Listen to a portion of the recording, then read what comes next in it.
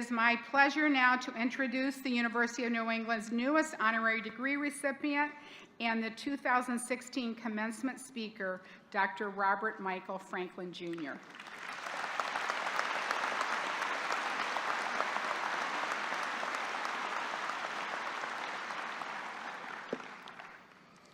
Well, thank you a great deal.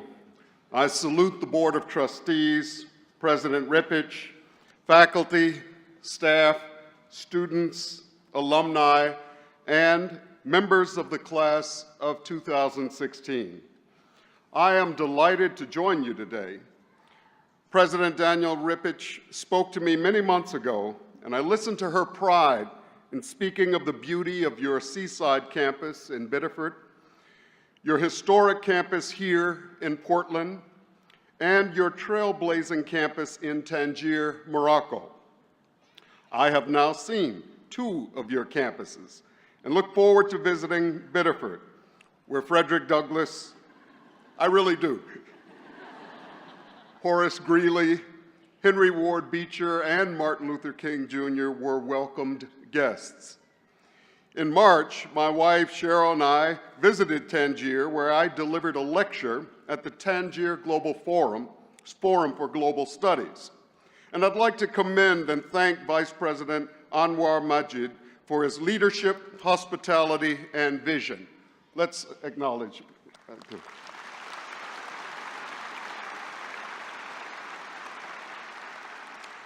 I have great admiration for President Rippich and her dedicated years of service here.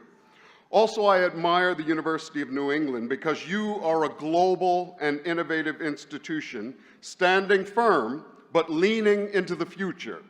And so I'm here today as a distant admirer of this institution and now an alumnus and all schools that venture into the brave new world of global education. This occasion reminds me of the time when George Bernard Shaw instructed a speaker that he had 15 minutes to speak. The speaker bristled and declared, "How in the world will I tell them everything I know in 15 minutes?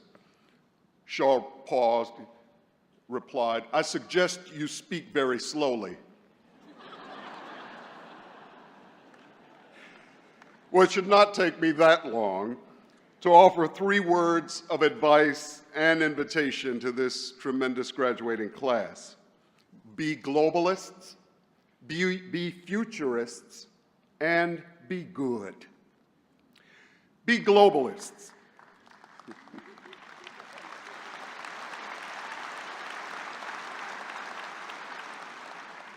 Your education here has prepared you to be a globalist, a person who resists her or his own parochialism and sees connections to other people, other worlds, and new possibilities.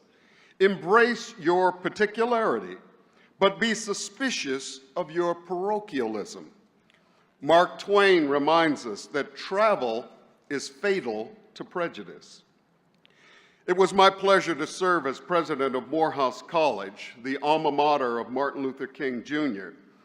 And in his final book titled, "Where Do We Go From Here? Chaos or Community?"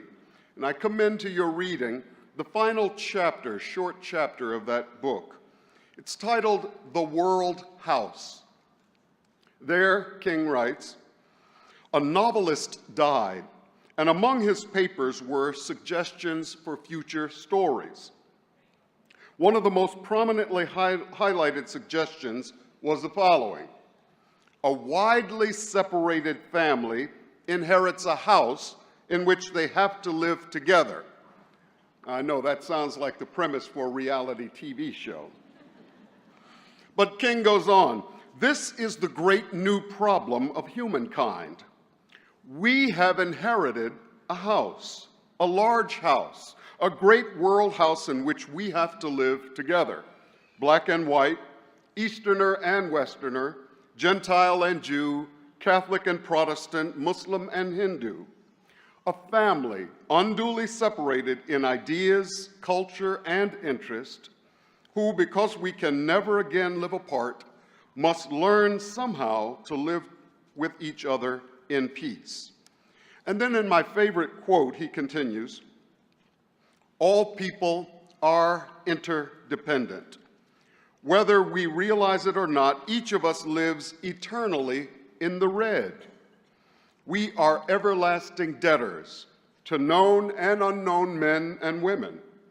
When we arise in the morning, we go into the bathroom where we reach for a sponge which is provided for us by a Pacific Islander. We reach for soap that is created for us by a European. Then at the table, we drink coffee, which is provided for us by a South American, or tea by a Chinese, or cocoa by a West African. Before we leave for our jobs in the morning, we are already beholden to more than half of the world.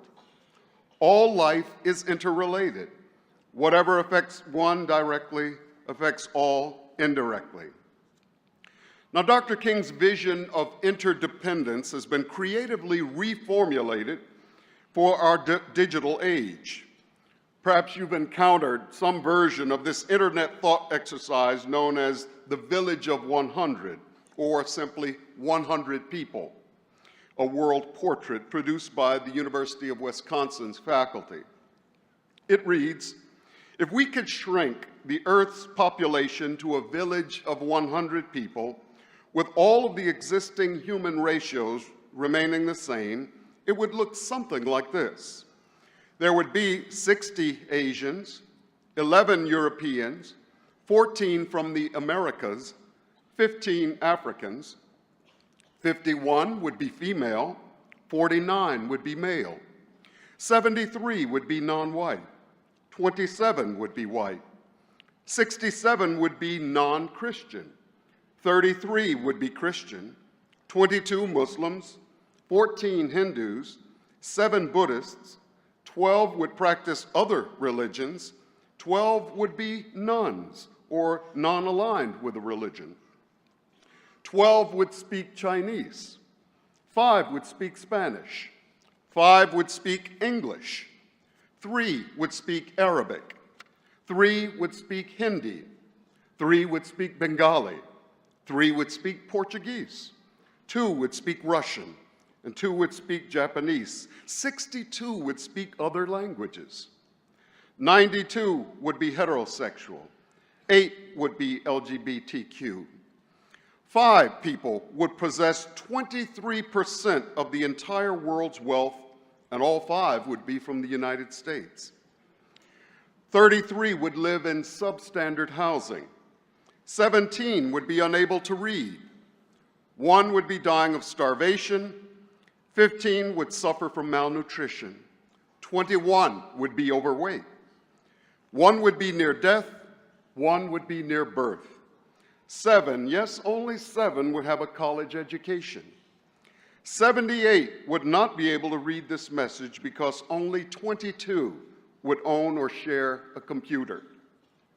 And then it concludes, when you consider our world from such a compressed perspective, the need for cooperation and understanding becomes compelling and clear, end quote.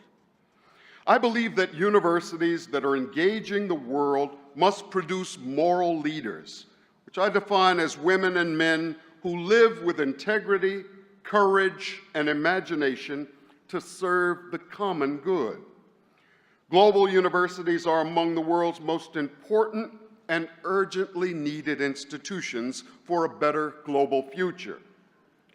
Ben Wildavsky, author of the book The Great Brain Race, writes, "Because big problems often transcend borders, the leaders of tomorrow must have a global education. You can be a moral leader whether your chosen vocation is in science, technology, business, healthcare, the humanities, entertainment, media, religion, or whatever. See the big picture. Make a difference for the good where you are. Include the least advantaged members of the community and enable all people in your sphere to actualize their fullest potential." I was a young kid who attended public schools on the south side of Chicago, but I was drawn to a college much like UNE. And once I arrived on campus, I explored all of the intellectual and cultural riches of the campus. But instead of feeling satisfied, that education made me more restless. I wanted to learn even more, and to learn it in new and different and challenging environments. This must be what Oliver Wendell Holmes meant when he observed that a person's mind, once stretched by some new idea, can never return to its old dimensions. I'll bet all of you have encountered a big idea here at UNE that changed your mind and changed your life forever. And I hope that you will cherish that idea, that professor, but also be open to thinking new ones of your own. For me, that meant pursuing a junior year abroad experience, and I found myself in a small town in northern England, Durham University, and my life was forever changed. Now, some of you didn't have a chance to study or travel abroad while here, but your chance starts now, today. Take your UNE education on the road. Be an ambassador for UNE. Be an ambassador for the great state of Maine, and be an ambassador for the United States of America. In a recent address at Emory University, a friend and former CDC, Centers for Disease Control Director, William Fagey, suggested that good citizenship is about having one's inclinations consistently directed toward the good of the group. The larger the group that inspires these feelings, he said, the better. And so strive to be a globalist. Einstein said nationalism is an infantile disease. He called it the measles of mankind. But second, be futurists. I challenge you to be more than globalists, but also to become habitual futurists. The first appearance of that word futurist appears to have occurred in 1842. Many of you know the names associated with the image: Jules Verne, H.G. Wells, and more recently, Alvin Toffler and Arthur Clarke, or even Elon Musk and Steve Jobs. You don't have to be an inventor or an engineer. Whatever your vocation, you can and should imagine how your work can lead to the world of the future. In a survey of 108 futurists and researchers, they found that they shared the same assumptions. Among them, first, futurists are willing to think outside the box, including unconventional thinking, internal critique, and cross-cultural comparison. Second, futurists consider alternatives. They're aware of multiple possibilities. Third, futurists believe in participatory futures. They try to get everyone involved in improving our shared lives. They work to liberate the future in every person. Work to liberate the future in every person. Fourth, futurists believe in complexity. Futurists believe that a simple, one-dimensional or single-discipline orientation is not satisfactory. Transdisciplinary approaches that take complexity seriously are necessary. Systems thinking, particularly in its evolutionary dimension, is also crucial. 5, futurists are motivated by change. They're not content merely to describe or forecast. They desire an active role in world transformation. And 6, futurists strive to be practical problem solvers, even as they imagine and work for another world. Futurists have a long-term perspective. And so be globalists, be futurists. Finally, be moral leaders who make sacrifices for the common good. Because each of us can do so little in the wide scheme of things, we need to make sure our little bit counts. I think this should be a real existential question for each graduate. How will I make a difference? How can I use my education here to to move the arc of the universe toward greater truth, goodness, and beauty. We're in the basketball playoff seasons, as you all know, and if you follow basketball, you may know the name Stacey King. As a rookie, he had a disastrous night playing for the Chicago Bulls, making only 1 point. Michael Jordan that night made 69 points. A reporter asked Stacey King for a comment on his performance, and he said, "I will always remember this as the night I combined with Michael Jordan for 70 points. Each of us must do our part. As you go forth today, remember the wisdom of Dr. Kent Keith and his wonderful paradoxical commandments. He tells us people are illogical, unreasonable, and self-centered. Love them anyway. If you do good, people will accuse you of selfish, ulterior motives. Do good anyway. If you are successful, you will win false friends and true enemies. Succeed anyway. The good you do today will be forgotten tomorrow. Do good anyway. Honesty and frankness make you vulnerable. Be honest and frank anyway. The biggest men and women with the biggest ideas can be shot down by the smallest men and women with the smallest minds. Think big anyway. People favor underdogs but follow only top dogs. Fight for a few underdogs anyway. What you spend years building may be destroyed overnight. Build anyway. People really need help, but they may attack you if you do help them. Help people anyway. Give the world the best you have, and you'll get kicked in the teeth. Give the world the best you have anyway. Do something global this month, this year. Allow your education to upset your equilibrium and upset the status quo. Reach for the future. Be restless in your search for new knowledge, new experience, and new friends. Strive to be a moral agent every day. Do something good. Tell the truth. Keep your promises. Be good and decent and honorable. See the big picture. Make a positive difference where you are. Include the least advantaged members of your community in your projects, and enable others to actualize their fullest potential.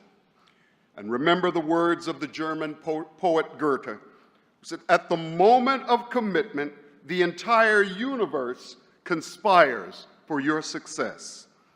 And finally, heed the words of Rabbi Maimonides, who said, "The world is equally balanced between good and evil, and our next act will tip the scale." Thank you for listening.